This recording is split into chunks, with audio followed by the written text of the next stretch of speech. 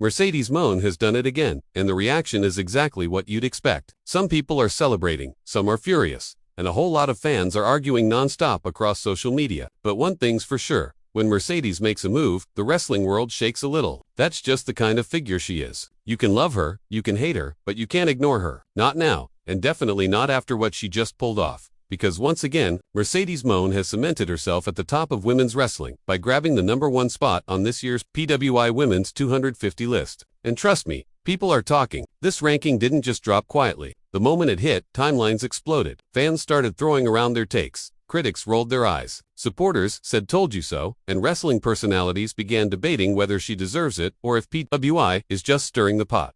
But to understand why this moment is so big, you have to understand who Mercedes really is. Not just the wrestler, but the persona, the performer, and the force behind the name. Mercedes has always been more than a character inside the ring. From the moment she stepped into wrestling, she brought a mix of natural talent and undeniable attitude. She wasn't someone who blended in. She stood out immediately. Even back in her early days, that spark was obvious. Fans knew she had something special. Her peers knew it. The industry knew it. And as time went on, that spark became something more like a wildfire.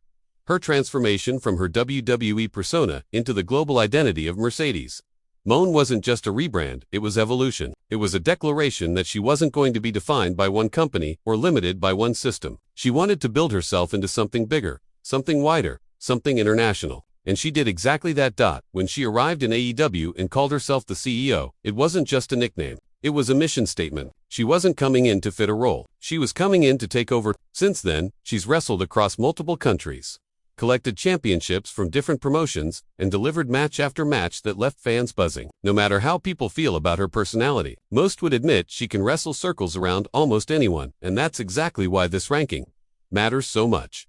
The PWI Women's 250 isn't just about popularity, it's about the full package: in-ring performance, activity level, technical skill, strength of competition, influence, and how consistently a wrestler delivers during the evaluation period. It's a performance-based ranking, not just a popularity contest. And when you look at Mercedes' past year under that lens, everything starts making sense.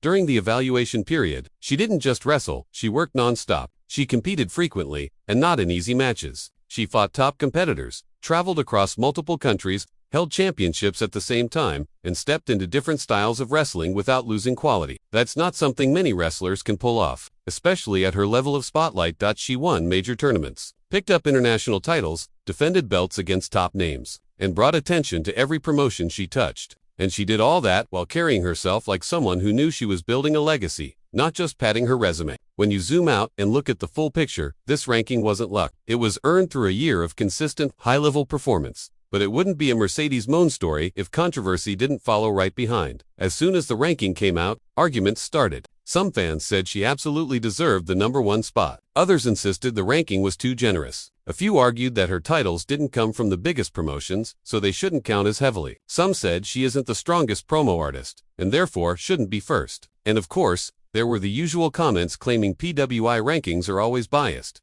This is where the conversation gets interesting, because a lot of the points raised by her critics don't actually challenge what the list is based on. The PWI list focuses on in-ring quality, wrestling activity, and impact during the year. It's not about who has the biggest social media following or who cuts the most emotional promos. It's about wrestling at the highest level consistently, and that's something Mercedes delivered better than almost anyone. Her critics often point to her character work. They say she doesn't have the mic presence that some other wrestlers have, or that her promos sometimes feel rehearsed. But the truth is, the list isn't a promo contest. It's about who dominated inside the ropes.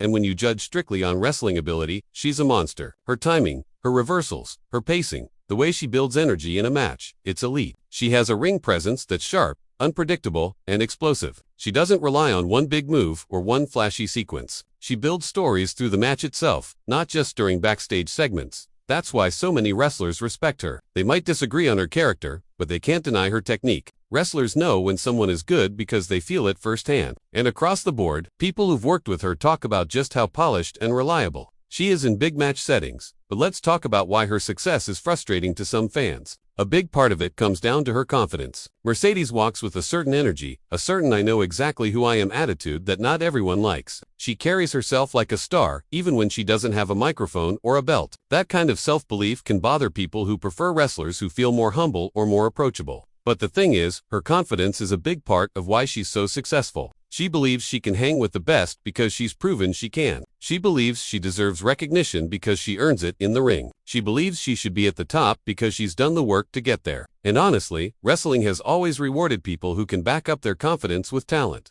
Still, part of why this ranking shook fans so much is because the wrestling world is stacked with talented women right now. You've got powerhouses, technical masters, charismatic stars, rising newcomers, and veterans who keep reinventing themselves. So when Mercedes landed at number 1, it forced people to reevaluate the year she had. And once you break it down, the ranking becomes harder and harder to argue against. Her year wasn't defined by one big moment. It was defined by consistency. She didn't disappear for long stretches. She didn't coast. She didn't sit back while her reputation carried her. She worked, and she worked hard. Whether she was wrestling in the US, Mexico, Europe, or Japan, she brought the same intensity every time.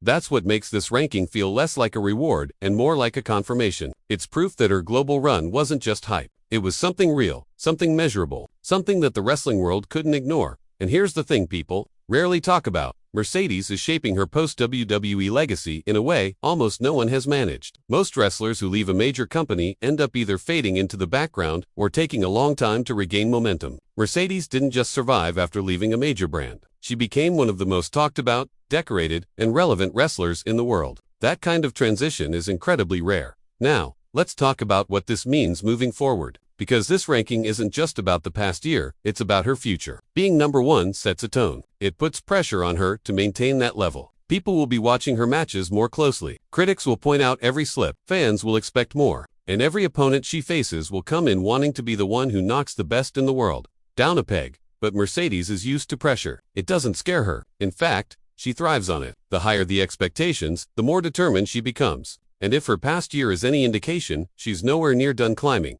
She could chase bigger titles. She could unify belts. She could go after dream matches that fans have wanted for years. She could expand her CEO persona into something bigger and more creative. She could even step into acting or media projects that open up her career even more. Her options are endless, because she's proven she can succeed in multiple lanes at once. This ranking also adds to her legacy. Years from now, when people talk about the evolution of women's wrestling, her name will be at the center of that conversation. Not because she was popular, but because she consistently delivered and pushed boundaries. She helped elevate the global profile of women's wrestling by proving that women can headline, travel internationally, and bring in audiences regardless of the promotion. The number 1 ranking is just another milestone in a career built on big moments. And if she keeps going the way she's going, this won't be her last time topping a major list. Now the real question becomes, do you agree with the ranking? Do you think Mercedes Moné truly earned that number 1 spot? Or do you believe someone else had a stronger year? Because that's what makes wrestling fun. Everyone sees things differently. And everyone has their own criteria for what makes someone the best. So drop your thoughts in the comments. Is Mercedes the rightful number 1? Or is this ranking more controversial than it looks? Let's talk about it, because this debate is just getting started.